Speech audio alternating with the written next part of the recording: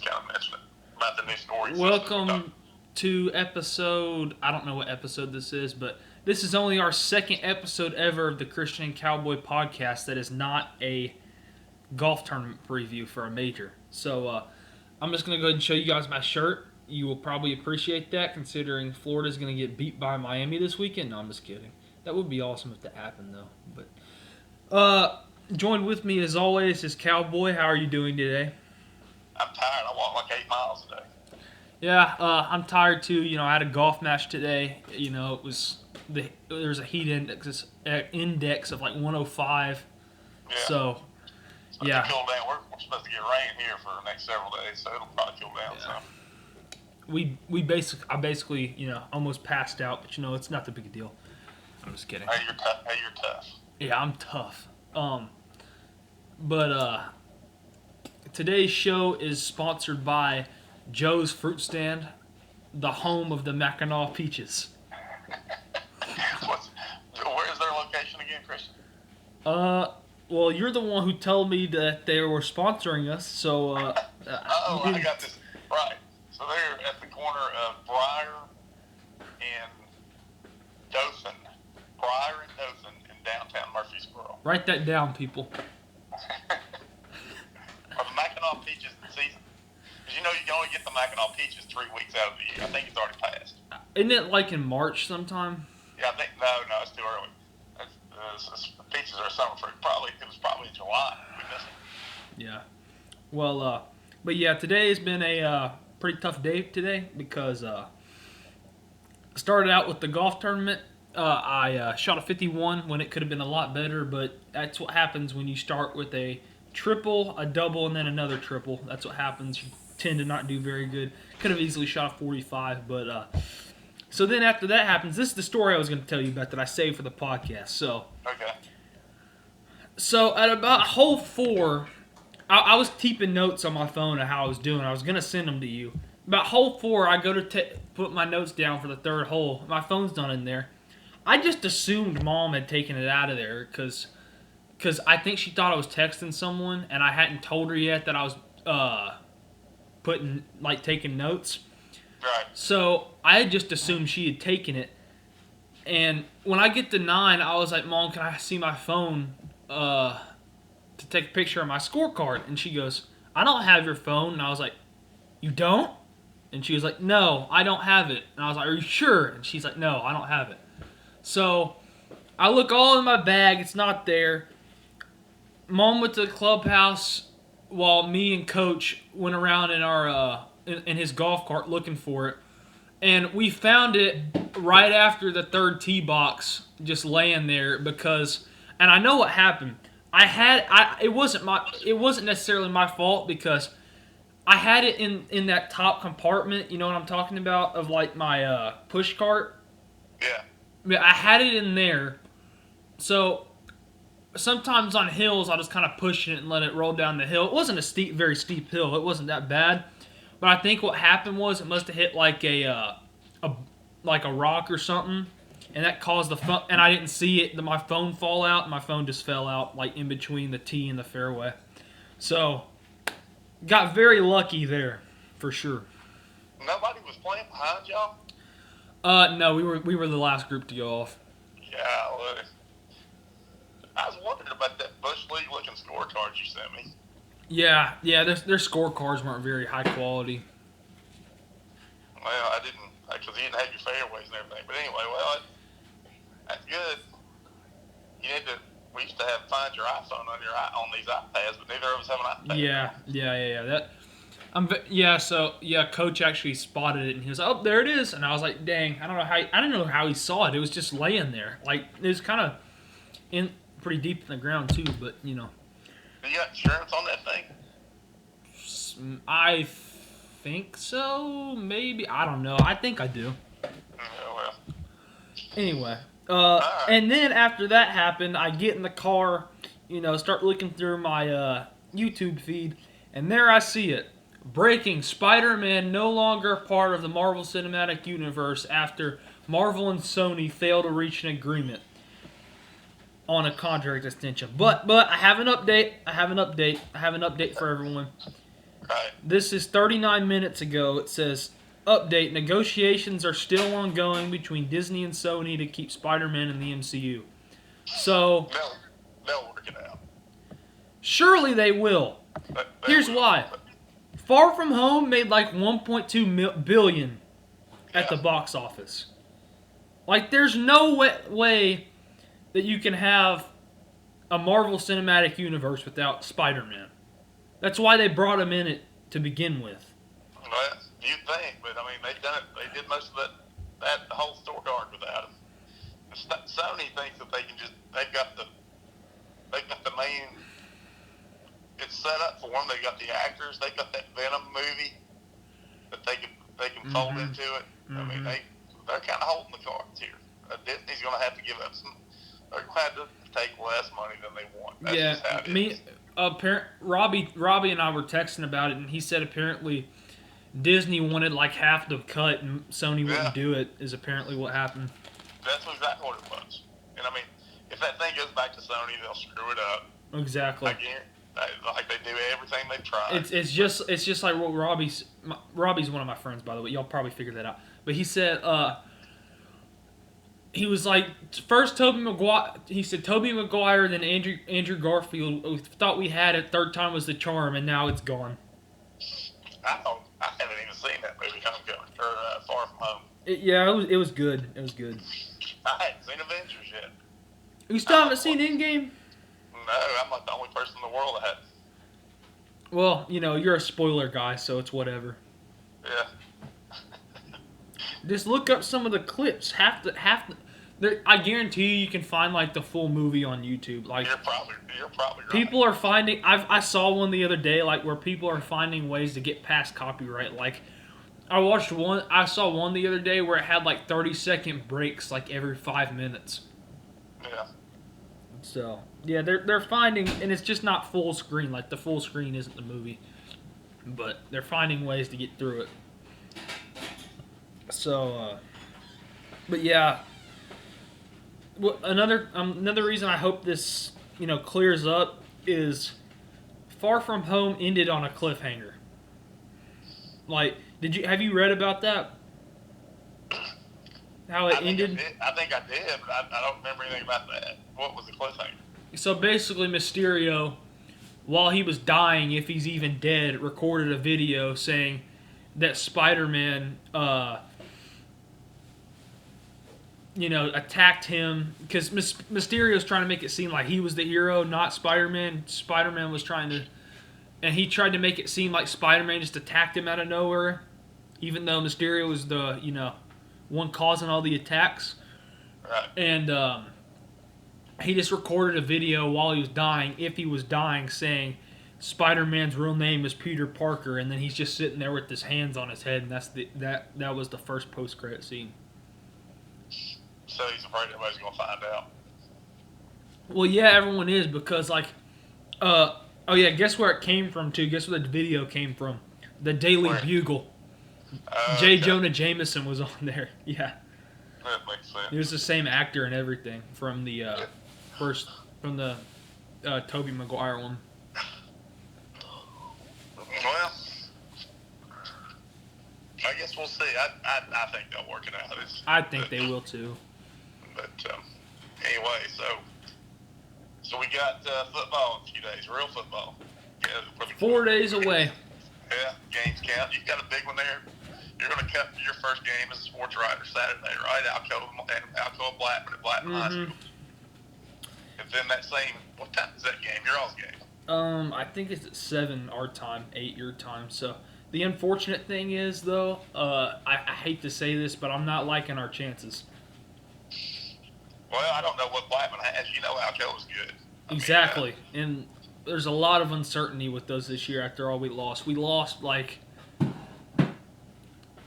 4 Division I players last year. Right. Well, there's probably people in behind them that are Division I players, too. So they'll end up being... Yeah, I mean, there's at least one, there's this kid, I don't even remember how to say his first name. His last name's Gibson, but everyone calls him DJ anyway because his first name's so hard to pronounce. He's like a 3-star defensive back, and he has Tennessee on his list. So I got you. But anyway. Did y'all play Alcoa last year? No. So they'll probably go to Alcoa next year. I would assume so. Yeah. Yeah. I think last year the team that they didn't play that they played that wasn't like from the general area was like Florence, Alabama, or someone like that. Yeah, I remember that. I was going to say Mississippi team, but I think you're right. I think it was an Alabama team. Yeah. Well, so aside from that, so that you got that game, it might not go so well for Blackman just based on it's the first game for a lot of young kids playing their first meaningful game. But then you got the only real college game, which I'm really not sure I understand that. Well, there's not a few more. Well, technically there's Arizona and Hawaii too, but All right, so that's going to be a good game. Okay. So Florida, Miami, and I don't know. They never really played regularly. Do you know when the last time they played? When? I don't know. Let's see. I'm gonna look it up real quick. You can. I'll tell you what. I'll do that while you're talking about the game. What are your thoughts on it? Well, Florida was ranked 8th in the AP poll, which I thought was, I understand why they ranked them that high. They're coming out of a great year in Mullen's first year. Felipe Franks improved a lot as a passer last year. They were saying on Get Up this morning on ESPN, they were doing like a teams outside the AP top 10 that could make a run towards the college football playoff, and someone said Miami, and I was like, I said to myself, hell has a better chance of freezing over than Miami making the playoff. Yeah, I don't see it at all. Yeah. Like, that's just not going to happen. But, I don't think Miami's going to be terrible this year. I think they'll probably go – I haven't looked at their schedule, but they'll probably be somewhere between 7-5, 8-4, somewhere in there. About like us, I'd say. Us and Tennessee. It's hard to believe. They played every year between 1944 and 1987, which I don't remember that. I mean, that was back when Florida was just – they were just another team in the league before Spring got there. So I don't remember anything about that. But then Miami has won 7 of the last 8 games, including 21-16 in 2013. I don't remember that. No more than man on the moon. I don't either. Was it like a bowl game, or did they just play? No, regular games. I saw they just scheduled a home and home for after this. I don't remember when it is, but. Well, I'm just going to go get back on my soapbox. I hate these stupid neutral sites. I do too. I agree. Home and homes are so much better. I agree. They cheat the season ticket holders big time. Yeah, I agree. I mean, they got to go watch all the rest of that crap. They ought to get to see a real team. I sort of agree with, some of it. I get it if it's the first week, but there's too many of them. They don't need to do it at all. I'm just saying, one or two of them I'd be okay with, but there's 6 of them. You don't need that many. I'm not okay with any of them. They shouldn't. What are college teams playing pro stadiums for? Yeah. I mean, most college stadiums are bigger as far as capacity than pro stadiums anyway. It's sort of like, well, yeah, that's true, but that's not even the point. People got to spend money to travel to it, which is ridiculous. Mm-hmm. Looks like last year, Tennessee and West Virginia playing in freaking Charlotte. Now, who in the hell wants to see that down there? No one. I mean, now having North Carolina and South Carolina there this year, a lot of people there might want to see that.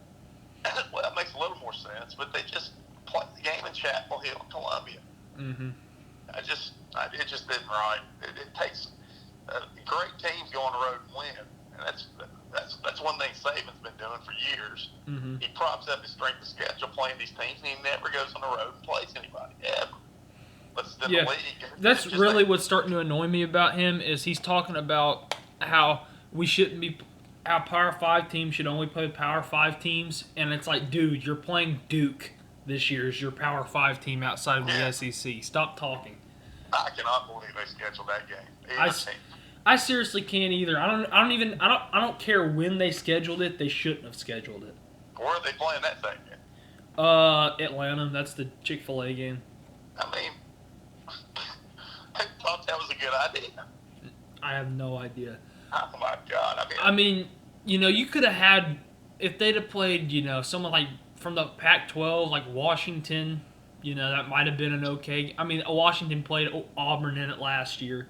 That was a good game. That was probably the best game of Week 1 last year. Was that Washington Auburn game and the Chick-fil-A kickoff? But play someone besides Duke that you're gonna be like. Let me look at what the spread is on that game. I'm pretty sure it's like 35. Oh, it's at least that. I'd lay them points all day if I gambled. They'll beat them by 50 probably. The spread is 34.5. Alabama. Yeah. Would you give 34.5 points if you were a Duke fan? I would. No. Heck no, I wouldn't. But one other thing I want to talk about. Why does everyone think Nebraska is going to be so good this year? I don't know if anybody thinks they're going to be so good. What are they ranked? 24th. They were 4-8 last year. Yeah, but they won the last 4. And they got not only that, and apparently 6 of their. I actually took some notes on Nebraska. I'm gonna read them. So, what I'm seeing, why people think Nebraska's gonna be so good, even though they were 4-8 last year, 5 of those losses they were within a touchdown. And they got a sophomore quarterback coming back, Adrian Martinez, he kind of reminds me of a Johnny Manziel type player where he's versatile and he can give a defense fits. That's why all the hype is him. By the way, he was Tennessee committed one time. Really? Yeah. I mean, he really was electric last year at times. People think he's going to kind of get moving for it. I think Big Ten's not that good of a league. I mean, I don't think. I mean, I don't either. I could definitely see Nebraska winning that league. I think that league is wide open this year. The Big Ten is. Well, I don't think they're ready for that. I don't see them. Well, I could see them winning the division because their division is very weak. They're on the opposite side of Ohio State and Michigan, aren't they? Michigan State, yeah, all those teams.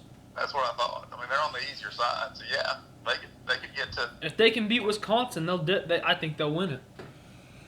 Maybe. It's gonna be them or Wisconsin out of the. I think it's the Big Ten West. I think Scott Frost is a really good coach. I mean, you don't win 30 games in a row anywhere if you don't know what you're doing. I don't care if it's in Florida or not. Yeah, I definitely agree. But as far as Florida, Miami, I don't know a whole lot about it. I mean, Felipe Franks is getting a lot of publicity like he's some world beater all of a sudden. I don't know. He never showed me crap. Yeah, I mean, part of me just thinks that Florida's just going to go out there and mop the floor with Miami. Just to prove to everyone, like, hey, we're back. And, I don't know. I mean, Miami's got a good coach, too. Cristobal's a good coach. I don't know if he's going to... Wait, hold on. Who? Mario Cristobal. No, it's Manny Diaz. Oh, that's right. Cristobal's in Oregon, isn't he? Yeah. Yeah, I confuse those two. But anyway, that's a better coach than they've had in a long time. I mean, Miami's not ever going to be what they were in the 80s. I mean, those days are gone. Yeah, but I just don't. Florida's been the last 10 years or so, or I guess basically since Meyer left, is defense. And they lost everybody on the defensive side. Mm-hmm. So I don't know. I think Miami will play with them. What's that corner's name they still got? I'm going to look him up. Because I know they still have one really good corner coming back. I don't know. And I think he was like preseason All-American. They usually do have a good one. Gosh, what is that guy's name?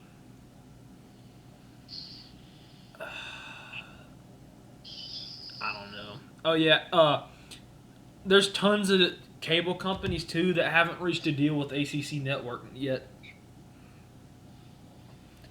And it launches it launches on Thursday, which is 2 days from now, and Comcast is one of them. It's going to bomb. There's no demand for it. Nobody in the ACC. It's sort of like,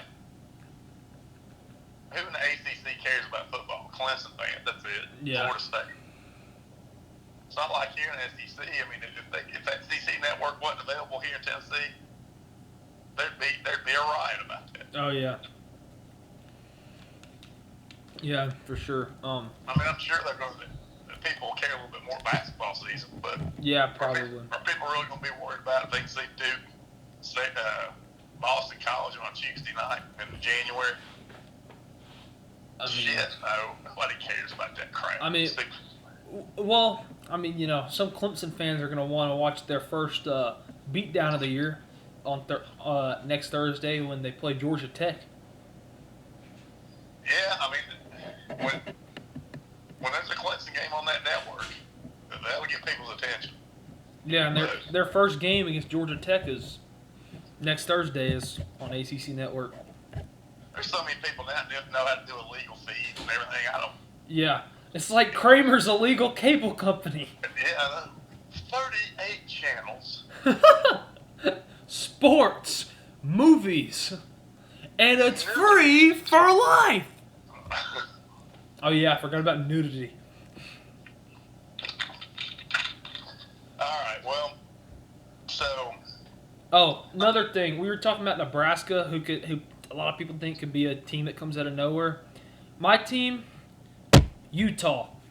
No one is talking about Utah because a lot of the hype in the Pac-12 is around Oregon this year. I think Utah could come out of nowhere this year and maybe even make a run to the playoff. I think Zach Moss is a difference maker for them. Yeah. And if they can get past Oregon, if they can find their way in the championship game, get past Oregon with only one loss, I think they'll for sure be in the playoff. Yeah, maybe. Depends on who they play out of conference and what everybody else does. But yeah. And I've seen a few articles where people think they've picked in to win the Pac-10 or whatever they call that league. So, Pac-12. The Conference of Champions is stupid. Bill Walton calls it. Yeah, they do real good in gymnastics. Yeah. And swimming. Swimming.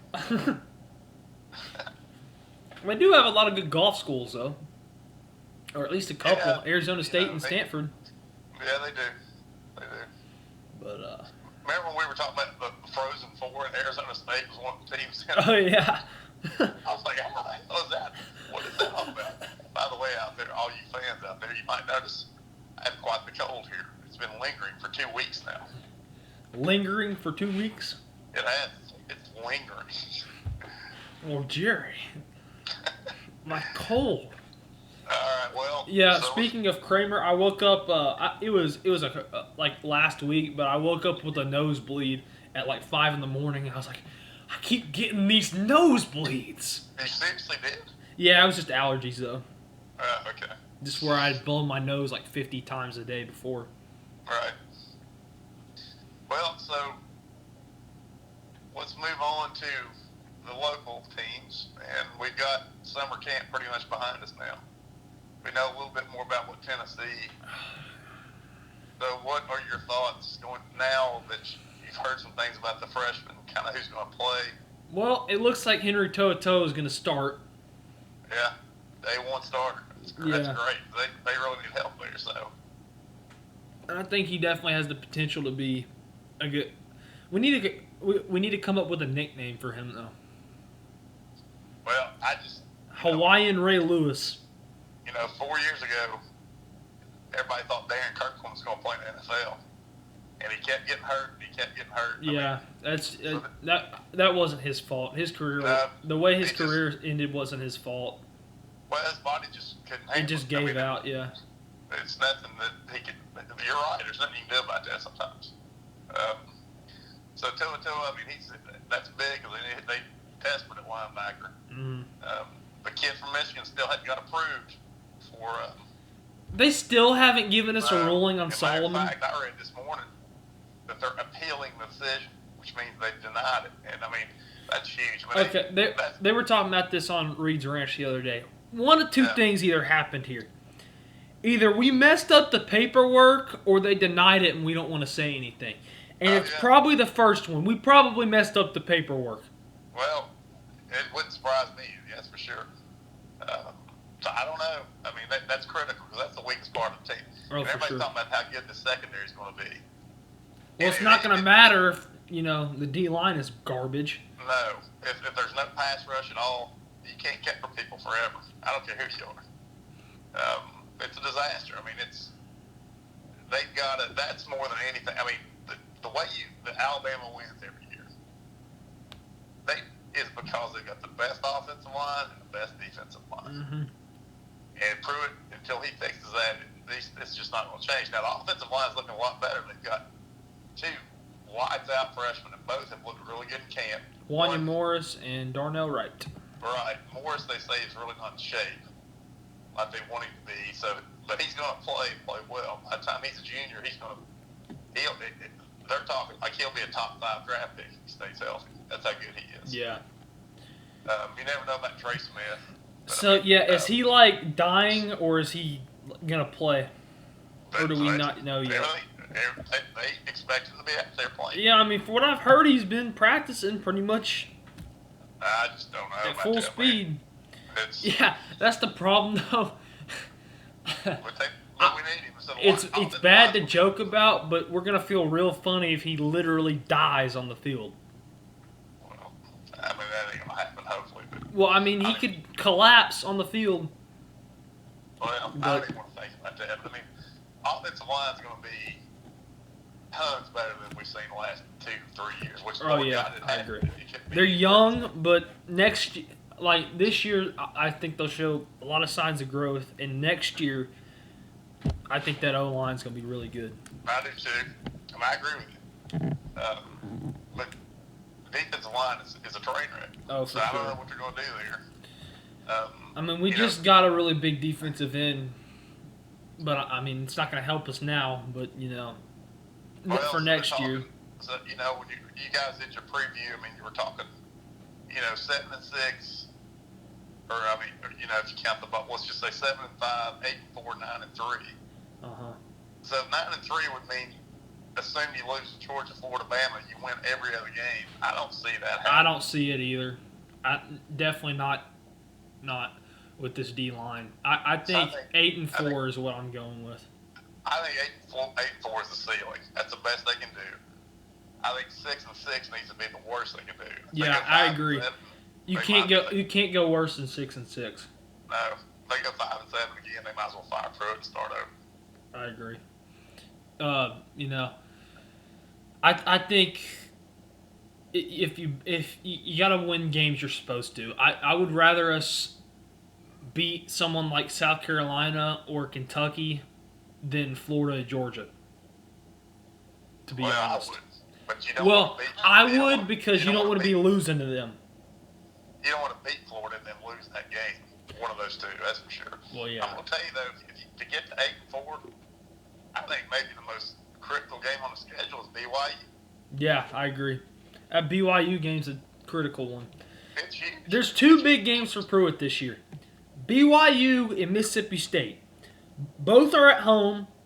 You have to win both of those games. I agree with that. I do. There's no reason not to win either of those games. I agree. I mean, you don't get to 8-4 if you lose either one.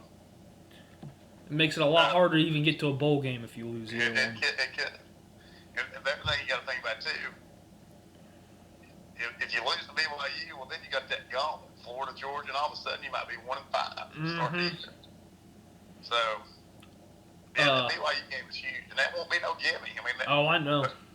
I mean, they're not. When I was your age, BYU was good, man. Yeah. They won a national title in 1984. Did you know that? No. They probably didn't deserve it. Who was on that team? Jim McMahon, I think, or might have been Steve Young. I can't remember. But they threw the ball all over the field. Back when people just didn't do that. I mean, they scored 50 points like it was nothing. And it just didn't happen that way back then. They played like Oklahoma does now, 35 years ago. Mm-hmm. But they're not like that now at all. I mean, they don't have those kind of offenses. But it's a competent team that can come in here and beat us. So there's no spread for that game yet, but yeah, I mean, they went on the road and beat number 5 Wisconsin last year. Yeah, they sure did. So it's a losable game that you got to find a way to win. Yeah. Everything coming out of camp is Eric Gray is apparently the real deal. Yeah, that's what I hear. I hear he's going to get a lot of playing time this year. Yeah, he will.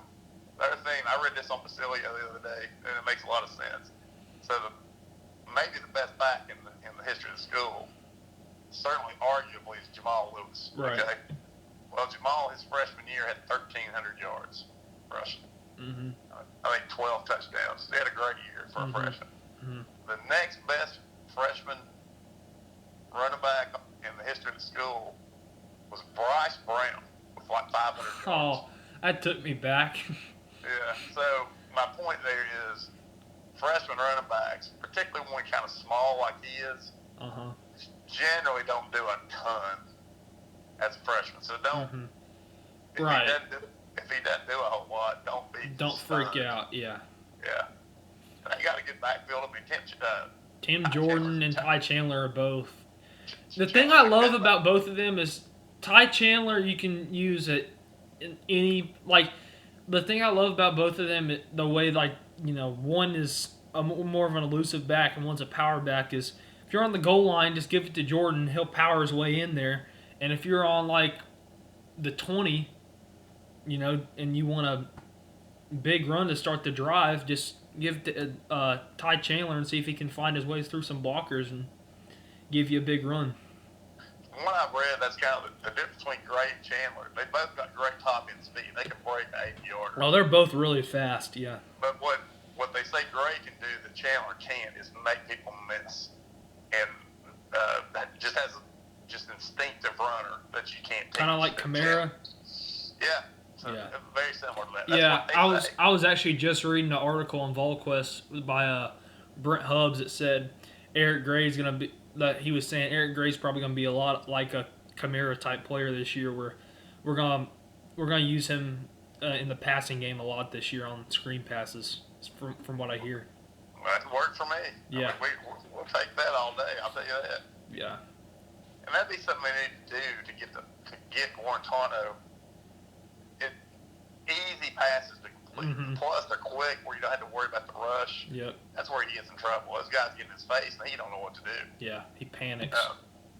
Well, who the hell wouldn't? When they're that's true. By the time it's easy to say he's got happy feet back there. Yeah. You got to stand back there and see what that flies. It ain't no fun. Yeah. Oh yeah, I know. One thing I love about Jarrett though is like he's worked. From what I hear, he's worked his butt off this offseason trying to get better. Like I heard like at the Manning passing camp, pretty much every day there, they'd call the players off the field. Practice would be over or whatever, and he'd still be on the field working on his footwork, stuff like that. So, I think he's trying to get back to he understands that the program has not been where it's supposed to be the last few years, and he wants it to get it back to where it's supposed to be. So, I mean, he even came out with a quote.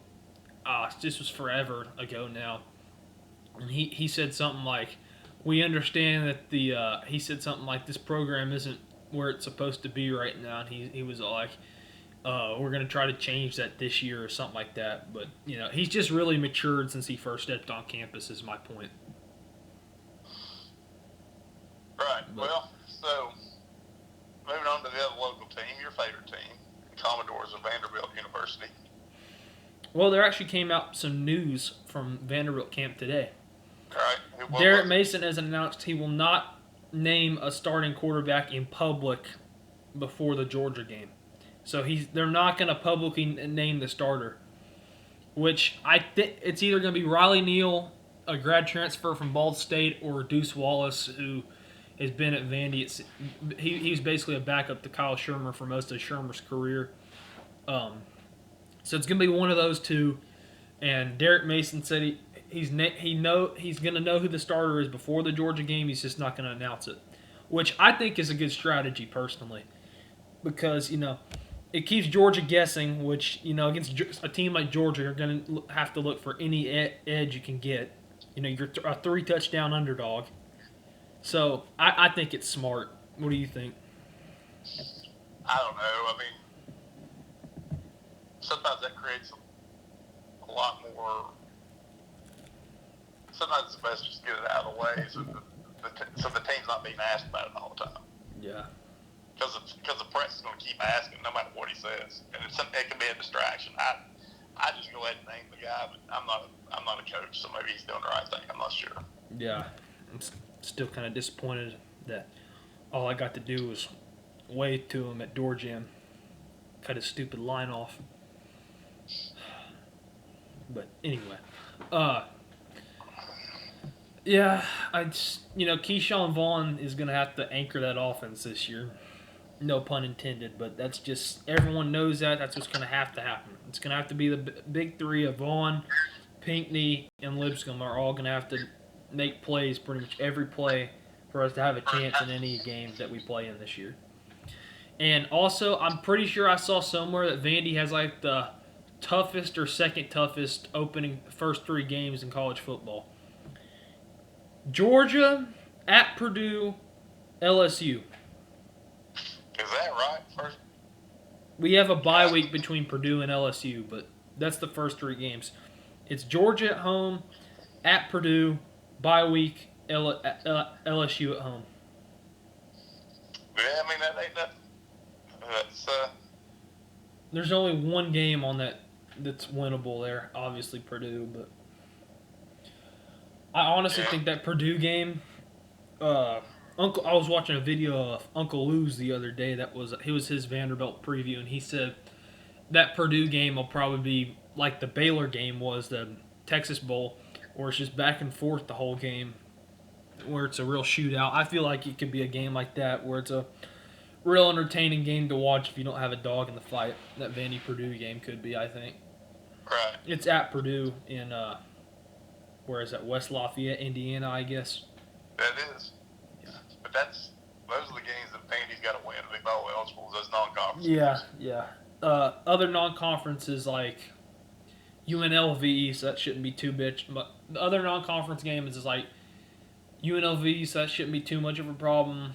Northern Illinois again, and then ETSU. So. Okay. ETSU, is that right? They play. Vandy plays ETSU the week before the Tennessee game. End of the year. It's kind of weird ETSU scheduled that week, though, because that's like the last week of the FCS season before the selection show or whatever for the playoffs, for the FCS playoffs. But I probably ought to go see ETSU play a game this year. Yeah, they're on the rise. What's their coach's name again? I don't know. The guy that started the program left. Oh no, it's Randy Sanders. Yeah, that's who I thought it was. Yeah, I forgot. I'd forgotten that. Yeah. Okay, where do I recognize that name from? Well, he went to Tennessee. He's from Morristown East or Morristown West High School, is where he went. Oh, okay. Played at Tennessee, never really got a start. But then he was a quarterback coach for years at Tennessee under Fulmer, and then when Cutcliffe got the Ole Miss job in '98 or '99, Sanders got promoted to offensive coordinator, and he stunk, to be quite honest with you. But then he finally left and went to Florida State. He was down there on Jimbo Fisher's staff when Jameis Winston was there. Wow. Yeah. So I don't think State can do a whole lot better than that, honestly. Yeah, that's really good coach for them. Yeah, I mean, plus he's local, so he wants to be there. Yeah. Dang, I didn't realize he had that much experience. Yeah. But yeah. Do you want to talk about any NFL stuff or? Well, I mean, Antonio Brown's an idiot. That's really all we need to say. Absolute bedlam. Like, how stupid is he? I mean, I don't know if you can quantify it. And then how stupid are the Raiders for bringing him in there? They shouldn't have done. Like, it's what they keep saying. Like, every other player, there's like 2,000 some players in the NFL. Every other player has figured this out but you. Yeah, that's right. You have no excuse. You don't get any grace period. Everyone else has figured this out but you. Figure it out. That's what I would say to him if, I was in the front office of the NFL. To me, players like that just aren't worth the trouble. People, he's the best receiver in the league. He may be that, but he's not worth it. I don't think so. He wouldn't play for me, but yeah.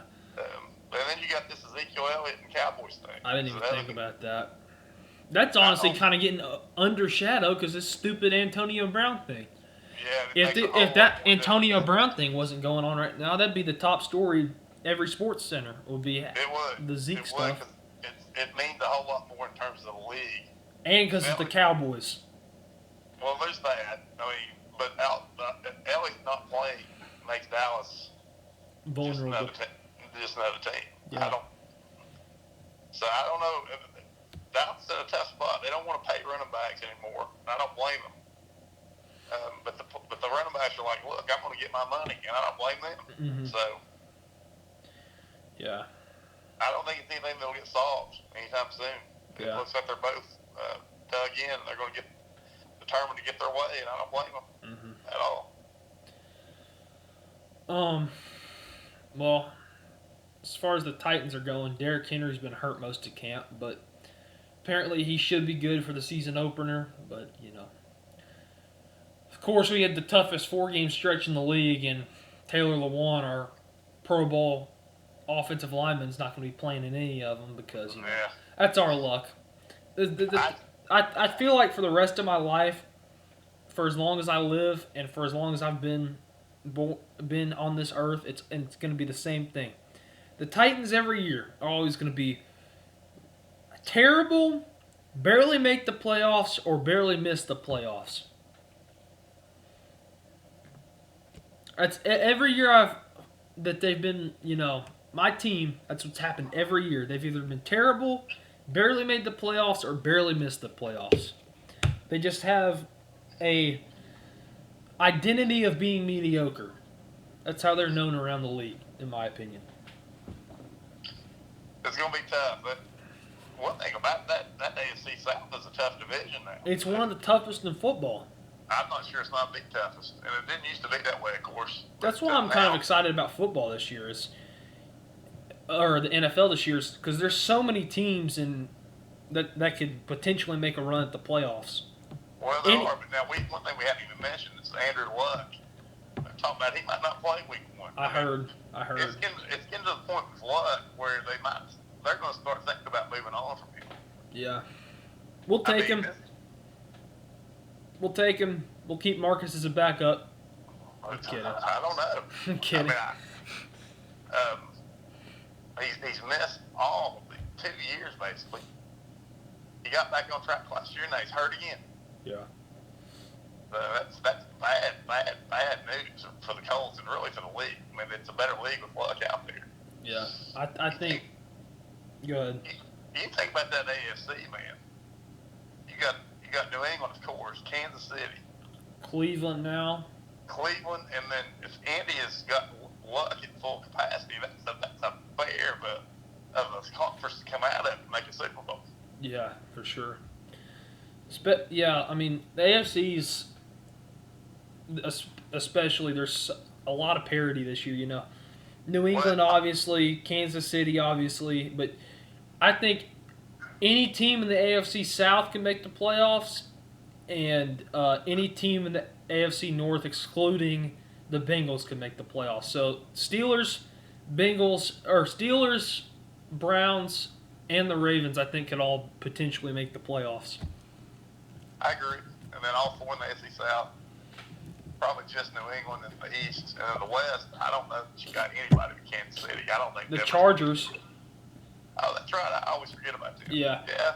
Maybe Oakland. Probably not, no though. Way. Maybe Denver. I don't believe in Denver. I think Denver and Oakland are still in rebuilding mode.